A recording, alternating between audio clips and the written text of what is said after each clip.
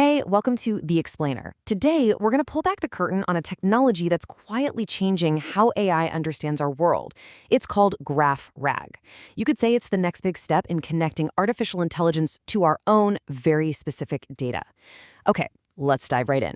You know, we've all been there. We're chatting with an AI, asking it all sorts of questions, and we get these answers that feel, well, surprisingly human.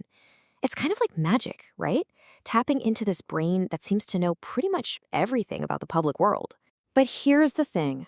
What about our world? You know, our company's private documents, our team's research, all that interconnected data that we have.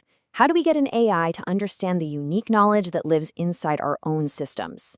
That right there, that's the core problem we're going to tackle today. To solve this, the first really brilliant idea was a technique that, well, it basically gives an AI a library card to access brand new information. It's called Retrieval-Augmented Generation, or just RAG for short. So RAG is the crucial first step. It lets a large language model, an LLM, look beyond whatever it was originally trained on. It can go out and access external documents, your documents, and use them to answer questions with information it's never seen before. The way it works is actually pretty straightforward. First, all your documents get indexed into what's called a vector database. Think of it like organizing a massive library. Then, when you ask a question, the system does what's called a semantic search to find the most relevant bits of text and just hands them over to the AI to put together an answer. It's a really smart solution, and honestly, it works great for a lot of tasks. But it has a hidden weakness. And this is where we get to the conflict in our story. You see, while standard RAG is fantastic at finding direct facts that are sitting in a single document, it really starts to fall apart when the questions get a little more, well, complicated. As FulcorDB puts it, these simple or naive RAG systems often just fail when a query requires you to connect the dots between different pieces of information. It's absolutely great at finding a needle in a haystack, but it's not so good at weaving a thread from all that hay. Here is a perfect, killer example of a query that just breaks standard RAG. See, answering this isn't about finding one single fact. It requires what we call multi-hop reasoning. You have to jump from one piece of info to another to connect all the dots. Let's break down why a question like that fails. The standard RAG process, it finds the revenant, it identifies Leonardo DiCaprio, and then it just hits a wall. A total dead end. It has no idea how to take that next step. What's actually needed is what our brains do naturally, right? You identify the actor, you traverse his filmography, you filter for the sci-fi genre, and then you pull out the director. Standard RAG can't traverse, it can only find. So, to solve this problem, we need an approach that doesn't just store documents, but one that actually understands the relationships between them. And that approach, you guessed it, is called GraphRAG. Probably the best way to get your head around the difference is with this analogy. Think of standard RAG as a perfectly organized filing cabinet. You can pull out any single document super fast. GraphRAG, on the other hand, is like a mind map. It doesn't just store the documents, it shows you exactly how every single one is connected to everything else. Now, the technology that powers this mind map is called a knowledge graph.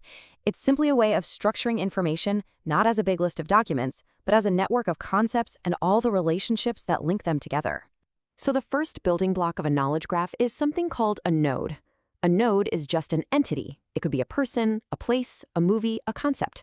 So in our running example, Leonardo DiCaprio, he's a node. And the second building block is the edge. The edge is just the relationship that connects two nodes. So an edge that's labeled acted in could connect our Leonardo DiCaprio node to, say, the inception node. And just like that, we have meaning. So how does GraphRAG actually use all this? Well, it's a four-step process. First, a query processor looks at your question and pulls out the key entities. Second, a retriever actually walks along the edges of that graph to find all the connected information. Third, an organizer cleans up all the results, gets rid of the noise.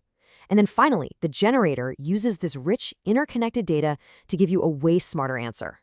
Okay, theory is great and all, but let's get to the payoff.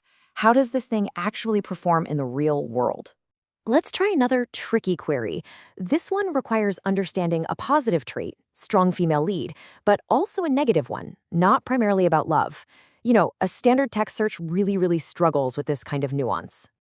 And would you look at the difference in the results? Standard RAG either gives you movies that are kind of right, like Wonder Woman, or it just gives up. It can't really process that not about love idea. But GraphRAG absolutely nails it. It gives back Furiosa and Hidden Figures, and get this, it even explains why they fit. One's about survival, the other's about professional achievement.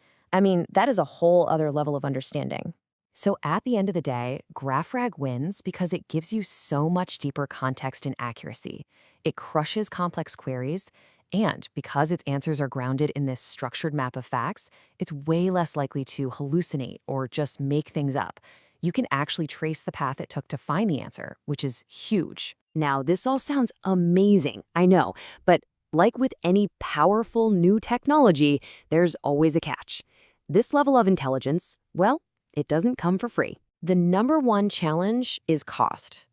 Creating this intelligent map of your data, that indexing process, can take up to 70 times more computation than standard RAG. 70 times! And asking it a question can be around 40 times more expensive. So yeah, intelligence has a price. And there are other hurdles too. Building and maintaining a knowledge graph is just more complex.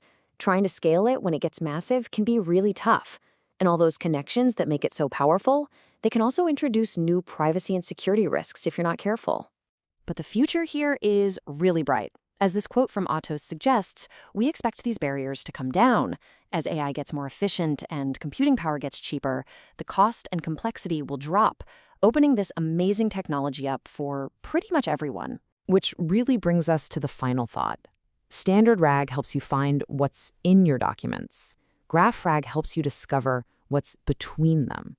So the real question isn't just about what your data says, but what hidden connections are just waiting to be found inside of it. Thanks for joining us on The Explainer.